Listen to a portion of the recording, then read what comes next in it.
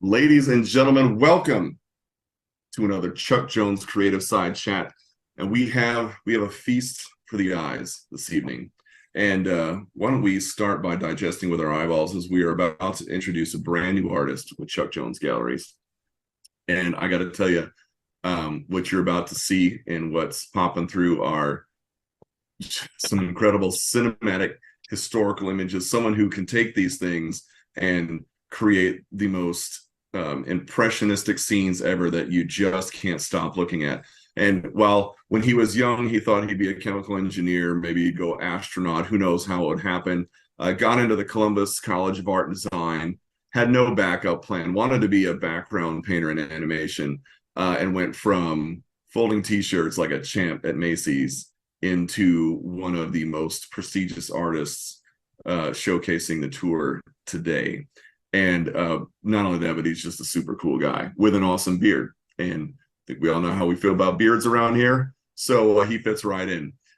So as we start going through these images tonight, and we introduce the newest artist, I got to say, I couldn't be more excited because the first time I saw these and they sent them over and be like, we have this guy coming in, I was blown away.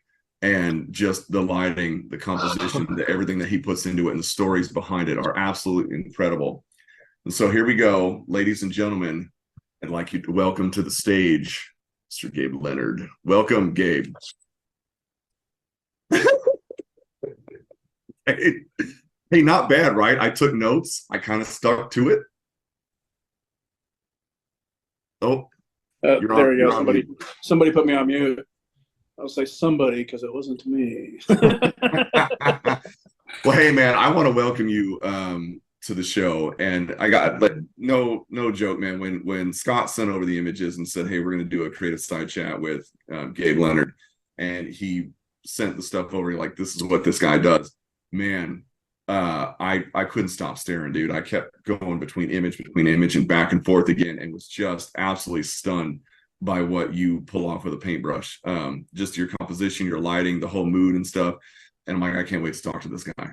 So welcome, my man, to the Chuck Jones Creative. Yeah, it's good to be here. I want to let everybody know too that as we're going through this, you can pop questions in the Q&A. And then we will see those. If I don't see them, someone will let me know that I should see them. And we'll ask questions of Sir Gabe. We also have where you can find his art on the Chuck Jones catalog, so that if you would like to make one of these your own and collect, which I do, we're going to make it easy for you. So as we start tonight, I want to say hello to Mr. Mike Barthelme. Welcome, buddy. Good to see you. My man, you know, we kind of start off with these where we get to know you a little bit more, and we're like, where did this all this come from? And we got that feast for the eyes off that first, slideshow of what we wanted to pull off, and there it is at the bottom. Like, where did this come from? Did you know from when you were just a wee lad, like this was? Yeah, man, I've been drawing since I was a little kid, and I think it was like one of the first things I would, you get recognized for doing something well, and everybody seems to like recognize that you're doing. They're like, oh, this must be a hit, and that kind of reinforcement, lends into you doing it more. So I think from an early age, I had a knack for drawing, and I guess I was good. I mean, I was being informed by my teachers and my family and friends that it was good. So I assumed that they were telling me the truth, and I kept at it. but it's always been a part of me from early on, and not necessarily like oil painting. I didn't really get into oil painting until I was like in college. But I used what I had around me at the time, so I was drawing all the time. I was drawing when I was a little kid, like wildlife. I remember drawing buffalo a lot, polar bears, even though I lived where buffalo lived, but I didn't know where polar bears lived. But something about animals and deer, and then I was drawing monster trucks going through the mud, and I was drawing aircraft and jet planes, and I built models of airplanes when I was a kid. My dad actually built an airplane in his garage when I was a kid, so I think I've been surrounded by creativity my entire life, like just making stuff. And it kind of formats, and you find out that, oh, I like this and I didn't know I could do that. I can do this with creativity, and when you're young, you're drawing everything you possibly can, including stuff that doesn't exist around you, like polar bears, which is awesome. Yeah. And you're kind of getting into the thing, you get into kind of the college atmosphere. And did you know, because the style that you have, man, is cinematic. It's the things that the thing, there's a funny thing, because finding a style took me a long time, and it didn't really, in my mind, gel until I was like 8 years out of college. I was one of the, like, when I was so I went to art school in Columbus, Ohio, Columbus College of Art Design. Graduated in 1998, and I had lots of interests, but I didn't have a style, so to speak. I mean, I had friends that were getting jobs, illustration jobs, right out of school, and they seemed to have the thing that they do. And I was doing mixed media. I did some oil painting. I did different subject matter and landscapes, all kinds of different things. But I wasn't so concerned about it because I was focused on trying to get into background painting for feature animation. I loved painting and making paintings. And so that was my focus. But when it came to style, I remember trying to put pressure on myself to come up with, like, what is my thing? And I would do certain things, like make paintings in a style, but it always came out kind of contrived and it kind of fell flat. And eventually what I decided to do was to just not care what my style was. I was going to do whatever I felt like doing, however I felt like doing it. And what happened is the style kind of emerged over time, and it took a while, and I was always, because I was always experimenting and doing different things, I would end up bringing some of the things that worked into regular practice and how I was developing artwork. So it's kind of like penmanship. Like when you learn how to write letters, they don't teach you a style. Cursive is a style of writing, but even your penmanship is something that develops over time, and it's something that is uniquely you, like a fingerprint. So I kind of liken style to being something that is the way you tend to do things, not some formula you put into the way you're doing things. So when you're figuring this out, you're going for background painting. That's kind of what you want to do. How did you go from, I love the t-shirt thing, right? But which, by the way, like, I can fold a t-shirt, but I probably can't fold a t-shirt like you can fold a t-shirt. So I wouldn't worry about it because it doesn't pay well. Well, so you get into kind of where you have that transition of like, hey, and I love that story that you have, even in that intro video that you've got out there, where you're walking down the beach, on the sidewalk, and like people are you can see people purchasing art and all this kind of stuff. And what gave you that thing to be like, and this, I love the entrepreneurial aspect of it, of like, what, I think I want to give a shot at this. So there's a few things to consider, I think. One is, I grew up just, if you can't buy it, you make it yourself. Like, my first bicycle was, we found a bicycle frame at the dump, and we got a few bike tires and wheels and Frankensteined it together. Like I said, my dad built his own airplane in his garage. Keep in mind, we lived in a small oil field camp, and the garage was a shed he built onto our trailer house, which the one whole wall of that shed opened up so he could pull his airplane out of it once he created it. So I lived like in the middle of that little picture right there. Okay. Yeah. And I gotta ask you, what's that? Did that airplane fly? Oh yeah, it was like, I used to flew it all the time. It flew about 200 miles an hour. Had a Volkswagen Bug engine in it, which he also built. He ordered all the parts for it. He ordered plans, and he ordered aircraft grade wood and fiberglass and foam, and he made it. This was like in the early 80s. There was no internet to help him out. Like, I don't know how he did it. But anyway, so I grew up in that sort of environment where and my dad's fix it. He fixes everything. So if things break, you fix it. If you can't, it's like if you go to the carnival and you can't afford a corn dog, you make one at home. That sort of thing.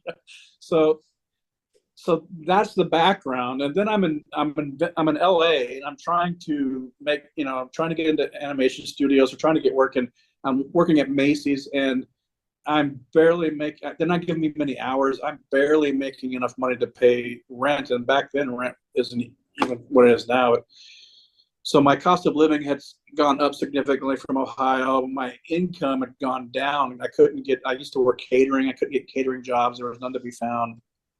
And I couldn't, like, folding shirts at Macy's was the first job I found after a month of being here, and it was only because it was seasonal help they needed. So there was a bit of desperation involved in this too. It's like I needed to make some money, and I worked for a day as a security guard at the Glendale Galleria, and I realized I don't want to join the police department, memorize, and they paid a quarter an hour more than Macy's did. Yeah. So I got laid off after the seasonal help in January from Macy's, and then I worked for a day at the Galleria as a security guard, and then I was able to get my job back at Macy's, folding shirts, working in the young men's department, selling belts and wallets and different stuff.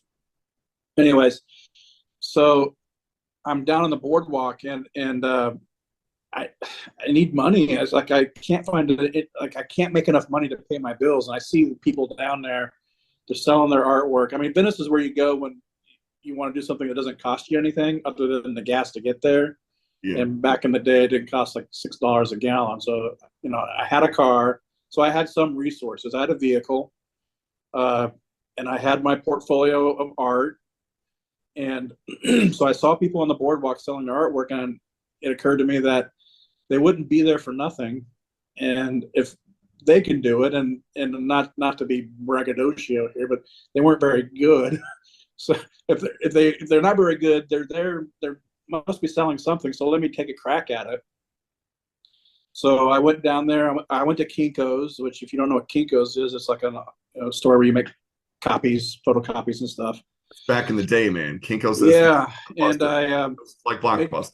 I made colors, so that's where I was making copies of my portfolio, and I took my color copies and I laid them out on the boardwalk with some wash paintings under glass, and I tried to sell them, and I think I made $9 the first day. I had like these little tiny color copies that I was selling for $1 or whatever, just cut out of my portfolio. I had landscape paintings, I had illustration and different things in my portfolio. You can probably see in that photo, I'm standing there. There's some illustration work and some landscape painting stuff. Those are literally right out of my portfolio. Huh. And but I was like, it's like I can make some money here. Maybe if I just don't pay for parking, I can figure this out. And so I started going down there and making $50-$60, and then one weekend I made like $250, which was more than I was making at Macy's, right? So I went to my manager, Pam, and I was trying to get her to give me weekends off, and she wouldn't give them to me because I wasn't a full-time employee, and they wouldn't give me full-time hours. And so she said, well, I guess we could put you on call. And that was the last job I ever had. I said, okay, put me on call. And they never called me, and I never called them. And I'm still not clear if I have to go through the employee entrance when I go to Macy's, but I just go through the regular entrance now. What's that? Like, am I still good? Does my swipe? Yeah, it's like I don't think they care anymore. Maybe they, I don't know. So what's interesting is you're out on the beach, and literally it's sink or swim, no pun intended, and it's like you're putting everything out there, and you had made a comment when we were doing the pre-interview a couple of days ago that I thought was very poignant, and there was something that switched for you, like in making the creating the pieces that you were creating, and it was in the lines of like just painting what you think people should paint, and then painting from what you wanted to do. And I thought that was a fantastic, like, that's a light bulb moment, and I'll let you tell that part. Yeah, so as I was going through this process, I was not just selling my art on the boardwalk. I was getting any jobs I could get, illustration work, whatever, because I was meeting people on the boardwalk, and they were, giving me their phone number, and I was writing it down. And then when the summer ended, that first summer ended, the tourists went home, and all of a sudden there was no money to be made on the boardwalk. And so I started going through my sketchbook and all the numbers and calling people up and trying to get work. But the thing that, in fact, that painting, that photo you had of me standing next to the palm tree, there's a painting on the easel in that photo, and that was a poster art for a play in a small theater here in LA. And that was one of the sort of the breakthrough images for me, because I approached that painting as, instead of trying to put all the elements of the story and try to like make it too tailored to the project, I got to the essence of what the story was, and I made the painting as if it was a piece of art that would hang on my wall rather than a poster for a play. And it was a play about relationships. So I had this couple kissing over a table, and between them you could see a girl sitting there by herself with an empty drinks, like she got stood up, and behind her were a couple, and they were arguing with each other. And that was kind of what was going on in the play, but I framed it so that you saw these different sort of, ideas about relationships. But when I did that painting, and all of a sudden it's like, that was one of the first images I did where, like, instead of making $100 on the boardwalk, I made $200. I brought 5 copies of it. I sold all 5 copies, and these are like $10 prints or whatever. But I started making the artwork that, even if it was a project for someone else, I made it for me. I made it as if it was mine, and I had my own personal interest in it. And that's what started to, I think, resonate with other people. Is like, I didn't make it about me necessarily, but I made it like I thought it would be cool, or I thought it'd be interesting, or whatever it was. And when I was interested in the project, I had my own interest. I think people can see your interest in the project. It's sort of another thing I like to do is, like, painting is fun, and it should be fun. And I when I'm looking at artwork, I often will see that the artist has had fun in making that project, or I can see that they've lost interest and they've waned. And when you've lost interest in your work, or you're just doing it for some outside reason, I think that shows through the work a lot of times. Maybe not in a real literal way, but in a way that, in a subconscious way, that people pick up on. So well, I was going to say there's a great Chuck tie into that, because Chuck and Mike Maltese, as writer, like that, when they made stuff, when they created a film and they were writing scripts, like, they made it for themselves. So if it was funny to them, right, it was interesting to them, that's what they went with, And I remember the quotes of, like, Chuck being like, we're not writing for kids, and to your point, when you're not painting for, what you think the audience might want, you're painting for yourself. Chuck and Mike were creating for themselves. And I just think that mentality, just it has such a long history of people doing really well because they were doing stuff they love doing, and then people connected with it. Yeah, I learned early on to wear 2 hats, kind of. One hat is the artist who makes the artwork for the reasons that are internally driven, and the other hat is, now I've got this artwork, I got to figure out how to sell it, and that's its own creative process. So now you got to take this thing, but I never made the artwork with, the idea of how my, what's the market want and what can I bring to it. I make the artwork, and then I figure out what market to take it to. That's how I started approaching. Which I think is brilliant. And what I want to let people know too is we're exclusively premiering his work in our Santa Fe gallery, for Chuck Jones Galleries in Santa Fe. So if you're out in the Santa Fe area, you can see Gabe Leonard stuff in person. There's a QR code if you want to snap that, and then of course it's available to everybody, but you'll get to see it in person there in Santa Fe. And what I wanted to do is, you've got like some styles and some genres that you cover, whether it's mob style or westerns, film noir, that kind of thing. Love the bullet piece, with just like capturing these moments. And I wanted it like so that our audience out there can kind of get an idea of, like, when you're doing these things, to your point, and creating for yourself, like, what is it that's coming to? And I wanted to start with the 4 horsemen. And walk through that, and so that people can get an idea of, like, where are you coming from that, Scott? If we can take number one, Four Horsemen, and take that full screen, and then give us a little insight on this. Like, what was the deal? So I had this idea for a while, and this was actually a commission project that I did through when I did my books. So I did a Kickstarter to put together 5 books, and one of the ones was a commission to support that. Anyway, but he wanted a Four Horsemen of the Apocalypse, and I liked the idea a lot, and I had been wanting to do something with bikes and bikers, and I thought it would be really interesting to do a Four Horsemen of the Apocalypse, like the riding steel horses, like motorcycles and whatnot. And I went so far as to connect with a motorcycle club here in LA and hang out with them, and I followed them up to Sacramento for an event, hung out with the biker club for for a while. That was a trip. My dad also was big into Harley Davidsons when I was a kid, and he had Harleys, and I remember riding on those and being around motorcycles when I was young. And he had like the Harley, like these like long front forks, which when he was 19, he also just he got a bike, he tore it all apart in his front yard and bought the long springers and did all this customization to it before he was like the original Easy Rider. This is like in 1970 when he was doing that shit. Anyway, I'm not here talking about my dad.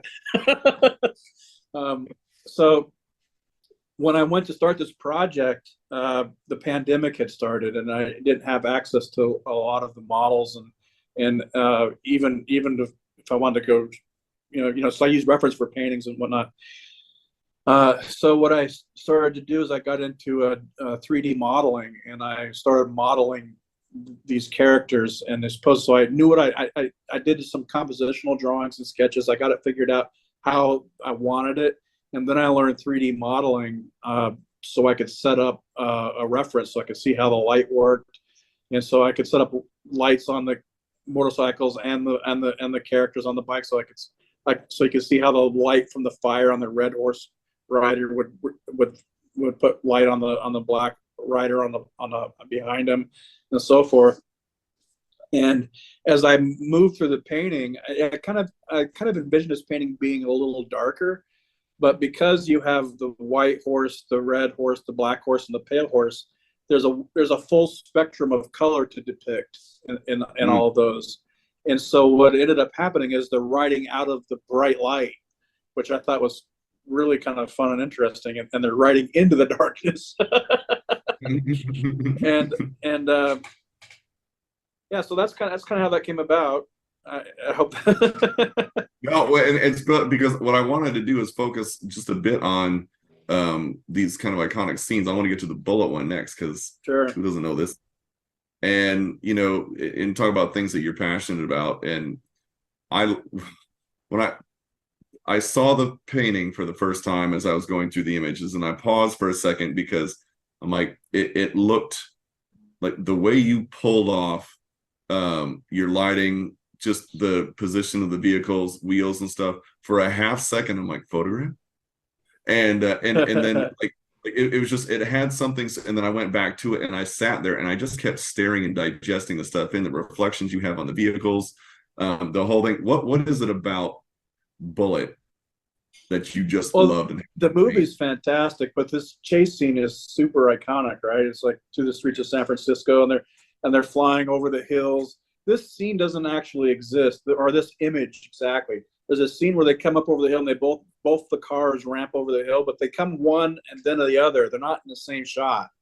But I wanted to show this car chase scene, and I was finding it difficult to depict how do you show cars racing and chasing each other. And this is what hit me. Is like they're almost like they're ramping over, chasing each other. I did a little sketch on a Post-it note, and then I went right to the painting. And there was a few things about this scene altogether that kind of bugged me about the movie. One was this Volkswagen that was in the shot several times that broke the continuity. Like it was like the cars were jumping. There was the Volkswagen's going one direction, then it cuts to another angle. The Volkswagen's in there again, but it's like behind where it was before. Kind of is like it didn't make any sense. So I got rid of that out of the shot, and I put the two cars chasing each other, and the the light and atmosphere comes from, I think, just all the landscape painting. I always approach paintings as a landscape, even all the figurative work, because technically, have you ever seen somebody not in a landscape? I mean, we are part of the environment, and the same principles of painting landscape and creating light and atmosphere and distance and shape and volume, they all apply to painting people as well. The other side of it is like painting people. I try to paint people that aren't necessarily just posing for a painting, and there's a lot of gesture and emotional quality and attitude that it's like in body language. So I'm paying attention to movement and gestural things and how shapes relate to each other to get that movement flow. And so when you're seeing the car here that they're flying through the air, well, the suspension changes when there's no weight on the wheel, so they sag down farther, and so there's a gesture in the car, and there's also a gesture in the movement from the Mustang in the back to the Challenger in the front, and there's an arc, and so your eyes are able to follow that movement, and either they're going to look like they're hovering over the ground, or they're going to look like they're flying through the air. And I think the idea of you're seeing one car chasing the other, and your eye can see that movement. If you look at the bottom of the wheels and just trace the line from the back wheel of the Mustang to the front wheel, to the back wheel of the Challenger, to the front wheel, there's an arc there, and your eye follows that arc over. And then the foreshortening of the patterns on the concrete, and they're sort of fuzzy. They look like they're speeding away. So there's this movement and speed in the pavement going away from you, and then the cars arcing towards you. That's kind of how I was trying to make that work. Then the sky that runs and drips going upwards. So it has all these different movements that are going through visually that keeps your eye moving around it. So I got to ask you, man, you ever do this?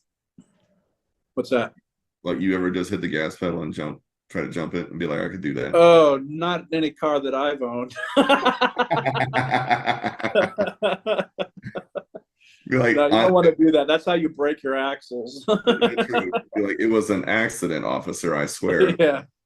Or you land and you run into a parked car. That's how you do that.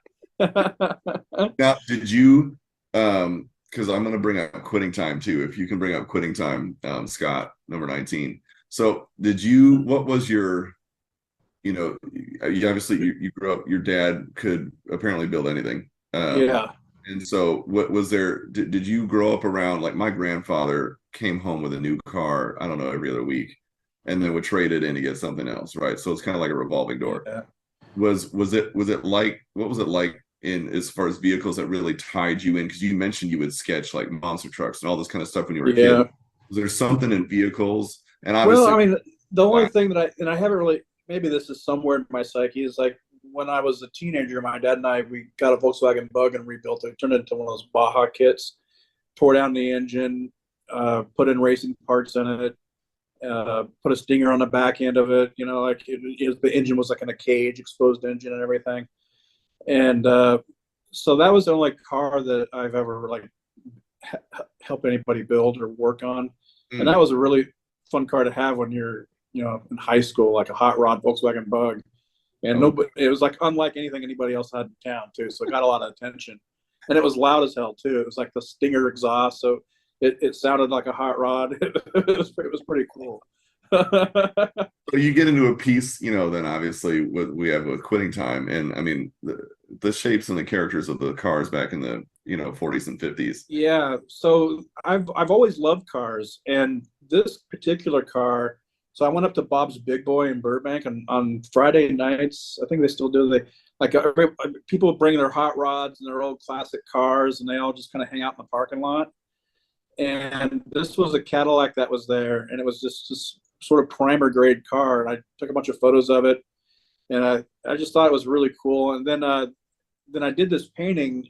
I was right as the pandemic was starting, and so a lot of the mood of what I was going through, and I think from my perspective, what it felt like was just sort of like like the Grim Reaper's driving, and like these red streaks in the background look sort of like the streaks from an atomic blast. And if you look in the bumper, in the front cone of the bumper, you can kind of see this mushroom cloud reflection.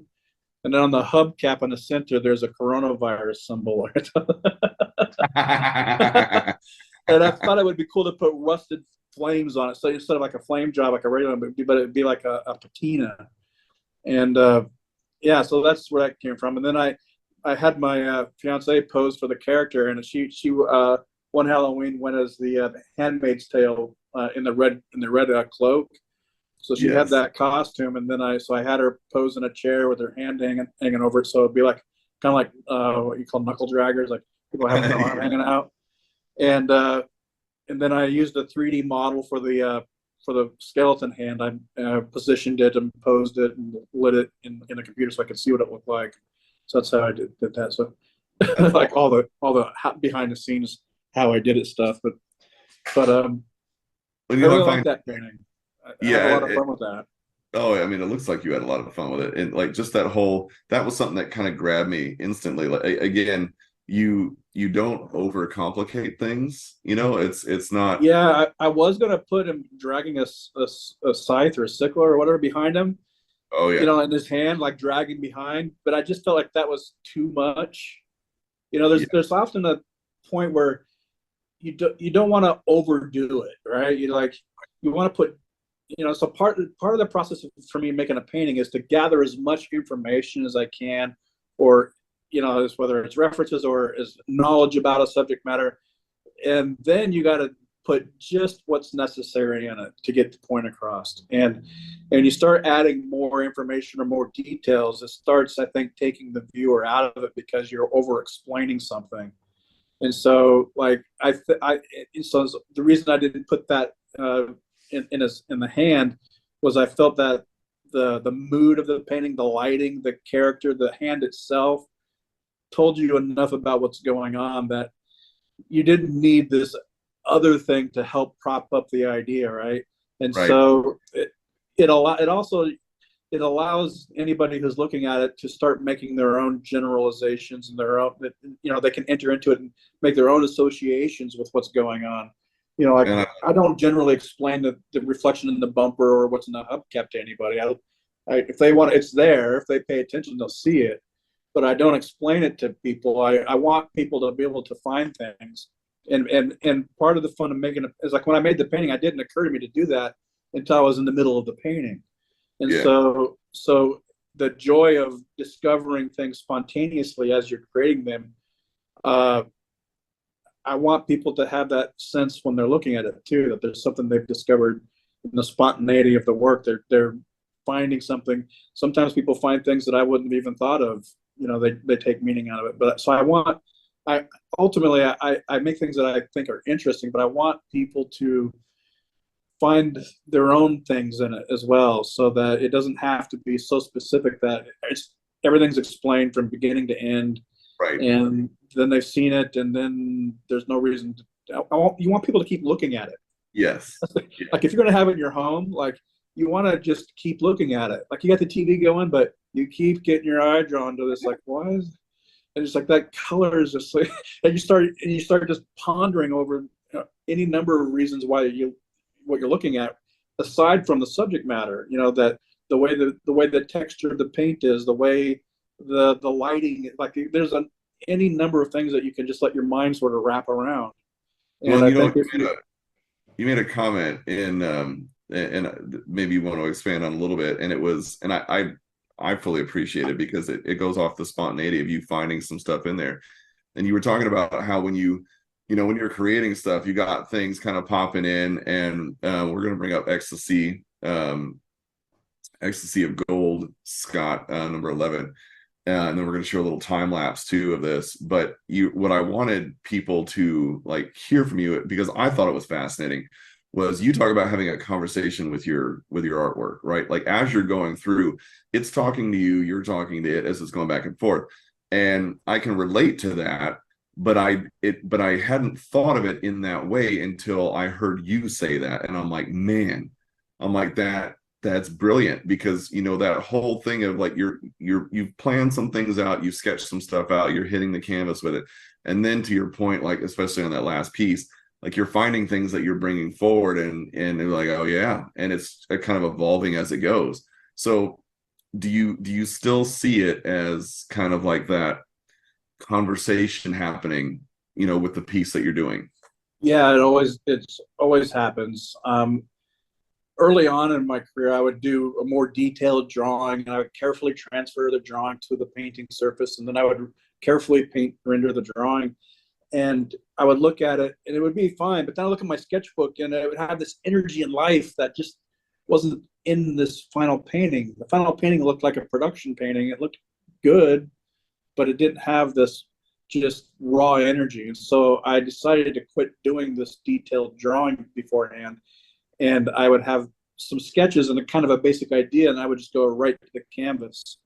And it turns into a double-edged sword, because if you don't get your composition, if you end up, you'll have something painted nicely and then realize it doesn't work for the rest of the composition. So then you either have to work everything else around it, or you have to wipe it out and do it again.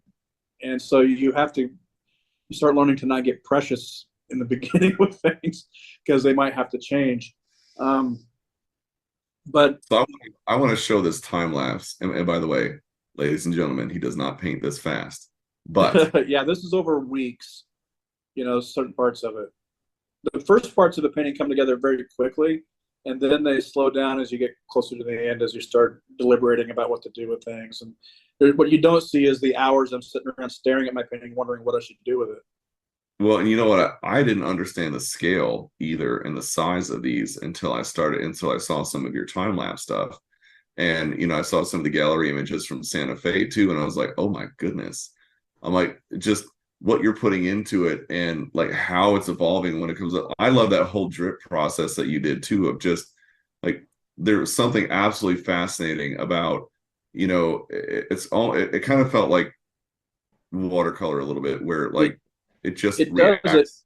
It feels organic and like a land, because, like I said, you've never seen somebody not in a landscape, so Yeah. you automatically apply landscape valuations to that because you're seeing a figure. So you're seeing this very recognizable organic structure, which is a human body, right? And with hands and anatomy and very specific, structural things. And then you're seeing this nondescript thing around them with runs and drips, and they have a life of their own, and they have, I don't know how to explain it, but they have an emotional impact somehow. I think it scratches an itch in our brain, sort of like the beauty of grains and wood, or Yeah. any other natural pattern. And so the fun of working with those is to not interfere with them too much, and unless they don't really contribute to the overall vibe of the painting. There's sometimes when you paint over them, but this has this sort of like really high pitched sound to it in my mind, I guess. Sort of like in the scene from this movie, The Good, Bad, the Ugly. The final shootout scene, and this particular image. There's in this scene, there Blondie and Tuco and Angel Eyes are squaring off in this big courtyard in the middle of a cemetery, right?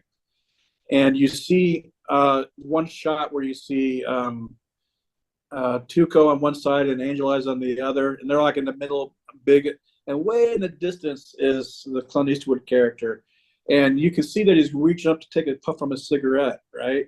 But it's just way in the distance, and that pose and that head cock, that's exactly what I wanted. So I had to go through. Had the gestural thing that I wanted, and then I had to figure out how to draw the rest of it by going through the movie. I did several paintings of. I did a painting of his face, pulling up a cigarette to his mouth, from another scene in the movie as a study. I did another sort of smaller painting like this to kind of get the character. I did multiple drawings. I have this little posable figurine that I posed to get the hips to the shoulder angles correct. And there's a Italian phrase for this pose. I'm probably gonna screw this up, but it's contrapposto, I think. So, but it's like one foot in front of the other, like the David sculpture of Michelangelo is in this sort of pose. So this is a very specific kind of pose that he's taking. like this 1 foot angled forward and this back foot at a different angle. So by the So time, go what's ahead. that? By the So by the time, time I went to do this painting, I did the background in the time lapse. You can see I just did this sort of greenish and earth tone background, and but I had drawn it and visualized it so many times that I just whipped the silhouette of the character up. There's a silhouette, and then I go and I just paint in all the details, and then I refine the silhouette because his shoulders humped up a little high, and then because, like I said, I've painted his face already at least once, and the rest of it just came. This is one of those paintings that just kind of came together really, really well. There wasn't a lot of like having to figure a bunch of stuff out because I did enough practice and study. Like I felt like I already knew this painting before I started it. And so this painting came together pretty well. And then it was a matter of like color palette and creating this sort of color, the sort of overall tone of the painting, the atmosphere, and I'm playing a lot of reds versus greens and this orange versus greens, which is something I do a lot. I play complementary colors, but a lot of earth tones and a lot of like sort of natural pigmentations. so I wanted it to feel like that bright day, that so it has some of the colors from the film, the sort of the spaghetti western vibe to it. yes. So there's a lot of things I wanted to put into it that that isn't really in the details. It's in all these subtle things that you might notice if you're really paying. Like when I'm watching movies and films, I always can pay attention to what color they've graded the film. Like especially now, every major TV show has a color palette to it and a production design to it and the style. You can see it in their clothes. They everything. You may not notice it, but like my fiance is always like, she's like, I would have never noticed that. Like this show is green, Yeah. Well, that brings up a question that we had was like, why is light so prevalent in the pieces that you do? And if we could bring up 29, You're Already Dead, again, kind of highlighting this, like, what is it about like light, specifically that just, because that was one of the first things I noticed about your pieces, was the lighting. It's outside of the subject matter of the artwork, the things that I love to get into the weeds in is how do I create a natural sense of light? How do I create things that are glowing? How do I or I'll have a color, like what can I do with this color? And I feel like I've been doing this for 25 years and I'm just starting to figure a few things out. That's how it feels.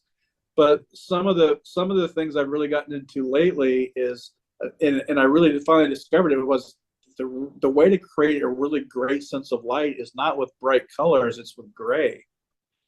The better you get with neutral tones, the more everything just pops and comes to life. Because what we're seeing when we're dealing with color, we're using sort of 4 dimensions of color saturation, the value, which is how light and dark it is, the chromatic value, which is where it is on, from a neutral to a pure color, and then so that's what I'm thinking of. Temperature. Is it warm or cool? So like you might think of warm or cool being like red is hot, warm, and blue is cool, like blue like water. But you can also have cool reds that are more on the purple side. So you're playing these 4 dimensions of color to create an illusion of 3-dimensional space on a 2-dimensional surface. And so the way you're using light is how you tell what's in the foreground and background. So there's an interplay going on continuously of one thing in front of another. And so how do you show that something is behind something else? Well, you can show that if something is dark, you can show something is behind it by it being slightly lighter, slightly cooler, and slightly more neutral in color. So that's how you start making things look like they're coming forward or backwards in space. So you've got, and I love that explanation of things, especially, I mean, obviously I nerd out on it, but even for people to understand kind of like your process on this stuff, and the amount of time, and you mentioned 25 years, that it's like as you're going through, and then you start to discover even after that, like, oh my goodness, like what if I did this, and that ever continuing evolving process. Do you feel like, or have you felt like there's been certain points in your artistic journey that you actually start to feel that, like, oh, I'm feeling the change on this, and like you feel that like evolution to whatever that next phase is? I feel like I'm going through one right now, actually. And Yeah. it's like I'm revolutionizing my whole production method, to be honest with you. And it's got me unnerved a bit. Because I'm really pulling more from my psyche than like, so a lot of paintings, I have the idea, I go find models, I set up wardrobe and lighting and do a whole setup to get my references, and then I would work from my references as to create the paintings. And now what I'm doing is I have my ideas, I develop my ideas a little bit, and then I keep working from my imagination. I start the painting, I get halfway into the painting, and then I go back and start looking for references. Mm. So what that's forcing me to do, and I'm always doing experiments like in production mode. I think what this is getting me to do is to like, I feel like at some point you feel like, where do I go from here? And Yeah. I feel like I just want to dig deeper into everything I'm doing, like creatively. Like, I want things to be better technically. I want things to be better compositionally. Like, I want things to just go up to a higher level. And so what I'm doing to accomplish this is I'm going back to real basic stuff. I've been drawing from life continuously, a lot, just a lot more. Everywhere I go, I'm drawing whole scenes of restaurants. I'm on the airplane, I'm drawing everybody in the airplane. I'll go run around downtown, I'll draw buildings and whole cityscapes, and I'll be at the Grand Central Market, I'll be drawing people standing in line to get beer, and just deliberate practice of drawing from life. And what happens when you do that is you start seeing things around you that you would normally not pay attention to, and you start seeing the stories going on in your community, in your town. And so the work I'm working on now is evolving out of all this observation of life. And so rather than like, so I work on this train behind me. So rather than like just going and taking a photo of trains or even using a 3D model of trains, what I've done is I've gone to Griffith Park and I've drawn, there's a train park there. You can draw you can get, like, people take their kids there and stuff. But even the train in this It's Shady here came from that.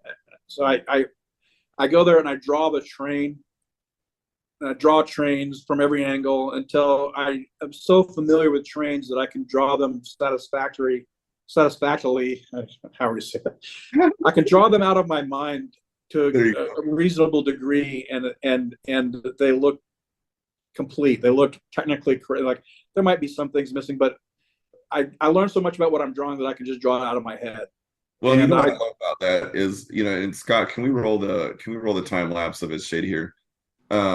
Is, you, and I had this from a woman who taught, the watercolor, and she was like, don't let your eye fill in.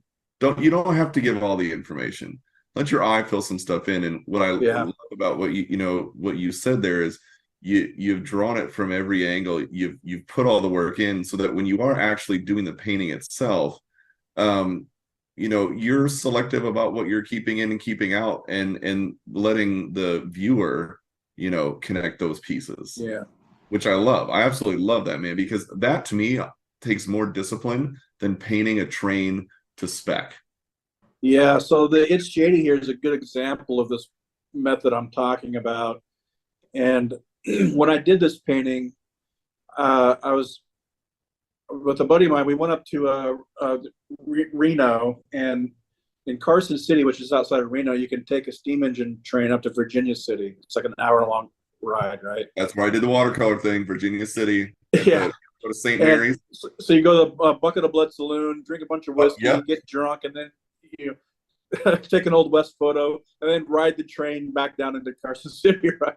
And then we also went to a horse ranch, and I had set up a photo shoot with a bunch of people riding horses. And then on the way back from Reno, driving back down on the backside of the Sierra Mountains, there was a bunch of fires going on in the mountains.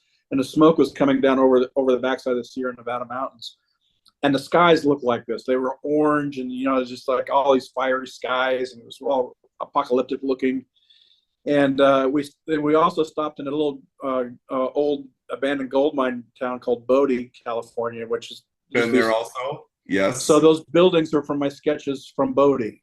Dude, now what people need to understand about Bodie, because it's the third largest ghost town in the United States. Did you know that? No, I didn't know that. Yeah, it's the third largest ghost town, and I think I forget how many buildings they have like that are standing, but nowhere near the amount that were there. Like you saw, like did you up to see Tesla's thing of like what he brought in for the electrical stuff? No, I don't think I made it. When we got there, it was about ready to rain, so we had to get out of there. We didn't get to spend a lot of time there, but I want to go back and spend some time there doing some more drawing and painting and stuff. Oh, dude, I just think it's fascinating. The jailhouse, dude, you got to visit the jailhouse.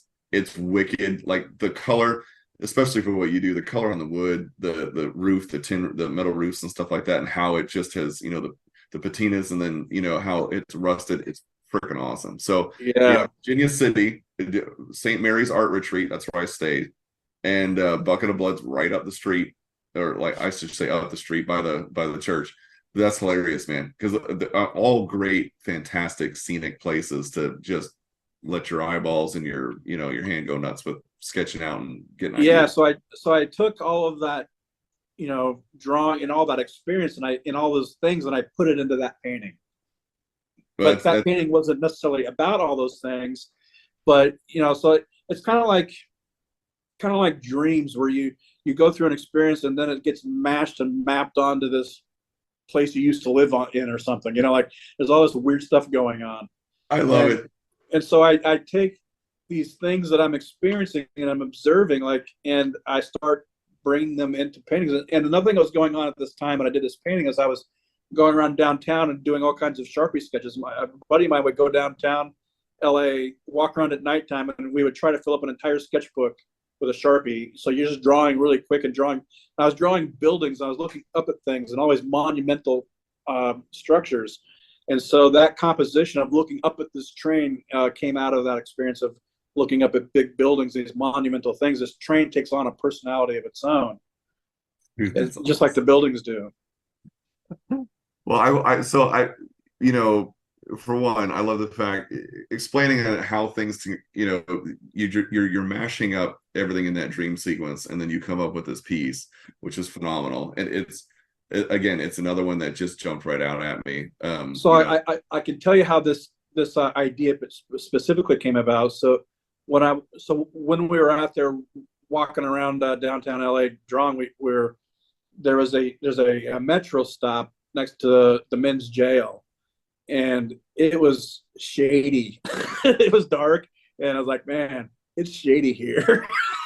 and I had imagined, that they were standing, like, imagine these people, instead of chasing down the train to rob it, why wouldn't they just wait at the station for it to show up? Right. And then they're under the shade of the smoke, like the people were standing under the awning of the train at the train stop. So I just imagined that they would the welcome party to town would be there to rob the train, and it would be a shady crew, right? That's but the awesome. train's its own beast.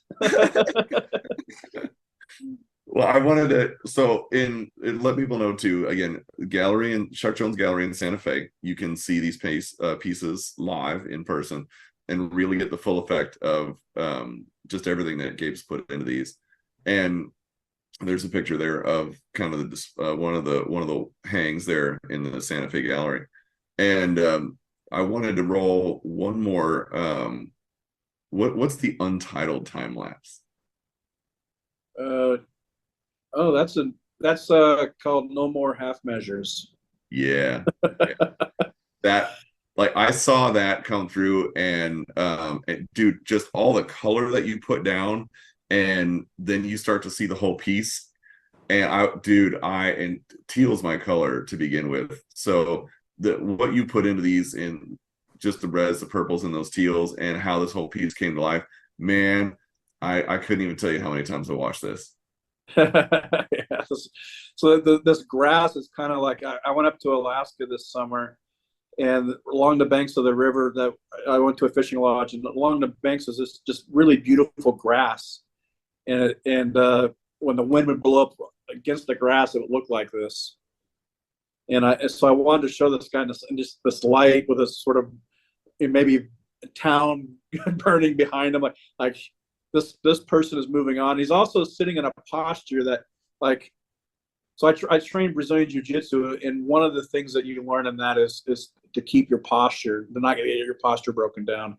So this guy and this horse is one thing, and it's like it's kind of like there's just no more bullshit going on with this guy. And I've been developing this character with these characters that are in all white or all black. Like I have a painting that has a character that's in all white, like really like imagine a Wild West. But it's like a 1970s laser suit, sort of. And he's popped collars, and the guy in all white has a black hat, and the guy that's in all dark colors has a white hat. So there's sort of a yin and yang thing going on, and I start going. I get a lot of ideas about a lot of philosophical ideas about self and about what it means to be alive, and all these other things that we don't have to go into, but so all that gets imbued into the painting somewhere along the lines, but you don't have to know anything about any of that stuff. Right. I love it though, man. And it like you said before, you allow the viewer, right, to take a piece of their own. And we actually have we have a question from Mike Bartelmo as we have a few minutes left here with our friend Gabe, who is I couldn't have been more excited to bring you on and pick your brain on all this stuff because, again, dude, the story in your pieces. Mike would like to know if you've done any Bogart pieces. I did one, years ago, like probably 2005. I did a whole series of kind of Hollywood stars and starlets, and Humphrey Bogart was one of them. That's awesome. So there you go, Mike. Yes, he did. And they're asking for Sam Spade. Sam Spade, did you ever? No, I'm not sure who that is. Sorry, Scott. Well, I wanna roll through. Scott, can you run through the montage one more time? And there are some pieces too, even in the photos that you had. Let's roll through just so people can get an idea and effect. And then Gabe, stop if you find something that you want to hit on. But you'd already kind of waxed on this, but the way you pose your figures, the movement and stuff, there's nothing about any piece that you put in that looks motionless, right? Like it's two-dimensional, like it's just sitting there. Everything is moving. The angles that you have, on figures, the angles you have on cars, everything that you're pulling out, everything has movement to it. And it's what really just strikes me about your work is that, and the lighting, and the fact that there's never a point where I'm gazing at these pieces and I'm not in a constant state of like, what's happening next? All right, well, what are they going to do next? Well, where does that thing go next? Because you do such a great job of taking an idea and a thought and making it something that's like a moving painting, which might sound weird, but that's how I look at it, as kind of like a moving piece of art. Yeah, like I mentioned earlier, they aren't posing for paintings. They're not sitting like when you're in art school and you're doing a figure painting class. Somebody comes in, they plop their ass down, they slump over, they set a space heater next to them, and they just sit there, and then they drift around and move through the pose over a course of a few hours. And if you're busy trying to copy somebody sitting still, you get frustrated. So what I learned to do early on was to draw people doing things, because even if we're just sitting in a chair, we're doing it in a particular way. It's like you're sitting in a chair in an emotional state. And so that's generally what I'm trying to get at. Even if I'm not sure what it is, there's in a lot of those states are like the way the body mechanics work, the way the hips and the shoulders counterbalance each other. All of those things tend to make it look more natural, or like they're doing things. But the question that's posed generally is like, Like, where do we go from here? What's happening here? What just happened? Yes. What's going on? And because they're moving and things are happening, hopefully it doesn't get tiring to look at, or it doesn't feel like, like you just keep wanting to look at this thing that's almost about ready to move off the canvas, right? It's like about ready to just get up and walk away. Yeah, yeah, I love that. Like you don't see that all the time, like especially in what you put in with like just how you paint and the style of you paint. And it's what kept bringing me back to your pieces time and time again as I kept just looking and staring at them. And it's just absolutely captivating. So what I wanted to say too, like, well, one more time, we've got Scott's running through kind of like a montage of this. chuckjones.com is where we've got the link that was running across the bottom where you can see more of Gabe's work. We've been flashing through most of it here, but check out chuckjones.com. There is I'm not going to do the // stuff. You got where it is. And also Santa Fe. Please visit the Santa Fe gallery. You want to see Gabe's work in person. It's stunning. Tashi did an amazing job with the hang in there. And it's absolutely something that you want to walk in and take a hold of. And then you walk right, half a block away, and you have a fantastic breakfast burrito, maybe. I don't know. It's delicious. Oh, you've convinced me. Oh, dude, I'm right now. Yeah, Tia Sophia's, like there's some restaurants down there. You got it. The food, amazing. Yeah, you got to try that out. So Joel, we have one question from Joel before we close this out. And it was, what made you go into the direction of older Western genre? Well, before I got into that genre, I was doing all kinds of things. Like I was doing fantasy artwork and floating trees and mermaids and fairies and all this kind of stuff. And I, at some point, realized like I was getting kind of tired of it, and there was lots of people doing that sort of genre of stuff, and I just felt like it was just one of another big sea of people doing it. And I was wanting to do something different. So I thought, what would be completely different? And I thought, well, maybe I'll do bikers or like something like that. And then at the same time, I was getting really interested into American history, and I had grown up in Wyoming, and I started realizing all the history I'd grown up around and didn't really realize it. And I started thinking about the environment I grew up in, which was a really harsh environment. Like, it was long winters. I mean, there was multiple times I remember literally shoveling our car out from underneath snowdrifts. We got blizzards, and I thought, man, if it was like in the 1880s and we didn't have snow plows and electricity and water heaters, it would have been a real big pain in the ass to be out there, right? And yes. so I had the appreciation for the environment, and then I started thinking about the type of people that were in that environment. What would they be like, most likely? Like, what kind of people would they be? What kind of attitudes would they have? And I realized I grew up with it. And so I decided that's how I started getting into it. It's like I grew up around it. I grew up around the mentality of people that are from the West, and in rural towns and small towns and in the prairie. And I started building on like I never seen people really do, like, I've seen Western movies, but I never saw people really do paintings about all of this historical stuff. So I started with, like, Dead Man's Hand, Wild Bill Hickok, and then went on to like Calamity Jane and Jesse James, and then farther, then I went to like Abraham Lincoln and General Sherman. I did a bunch of I just went hog wild with all this stuff. Just like, oh, I could make a cool painting about. It didn't have to be a picture of them specifically, like from an old timey photo, which I did some of those, like for Lincoln. But I could take whatever I could find as far as stories about them and create whatever, kind of use it as a leaping off point.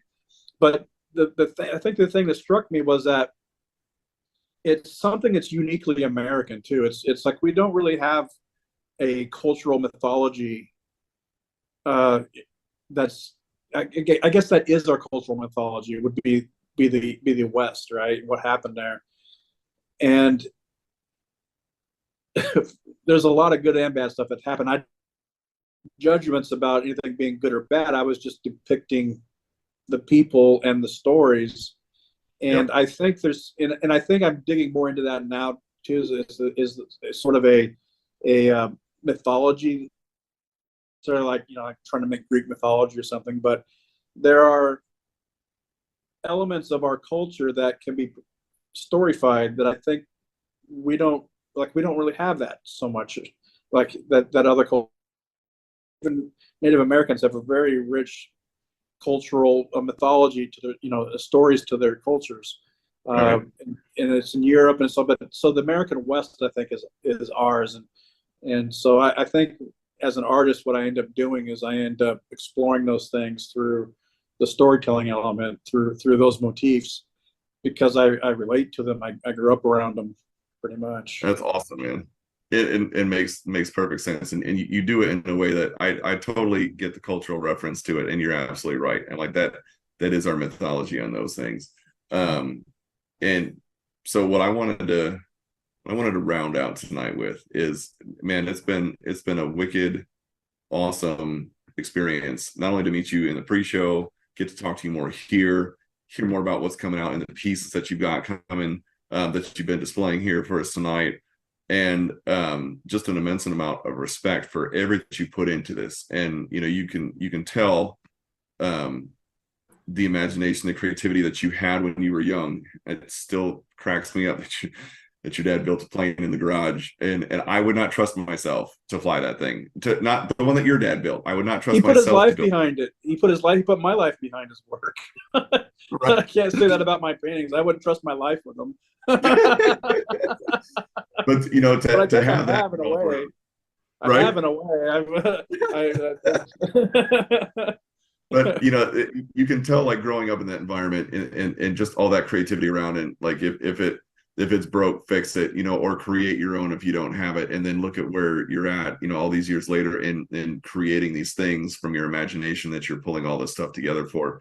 And it's been an absolute blast, man. I can't welcome you highly enough to the Chuck Jones Galleries, and how stoked we are to have you, because it's something, dude, that we haven't seen, and the visual feast that this is quite I satisfying. appreciate that. Yeah, thank you. So parting words to our audience tonight. Yeah, you take what you're given you're dealt a hand in life, and you take what you have around you, and you do what you can with it. That's the only thing you can do, is take your resources that you have available to you, and you do the best you can with those resources. Absolutely. The time that you have. Well, I'd say that you have championed that and continue to, sir. So with that, I want to let everybody know that, again, Chuck Jones Gallery, Santa Fe. Hit that Tia Sophia's for that burrito afterwards. Yeah. It's delicious. I mean, you can't go wrong with a whole bunch of restaurants in there. And of course, chuckjones.com. We've got the link there in the QR code. Check that out for all of Gabe's work. And Gabe, again, on behalf of the Chuck Jones Gallery, welcome, my man. Thank you. I wish everybody a wonderful evening. Thank you guys for tuning in. And Gabe, we are looking forward to seeing you next time, buddy. All right, sounds good, man. All right, take care, everyone. All right, peace.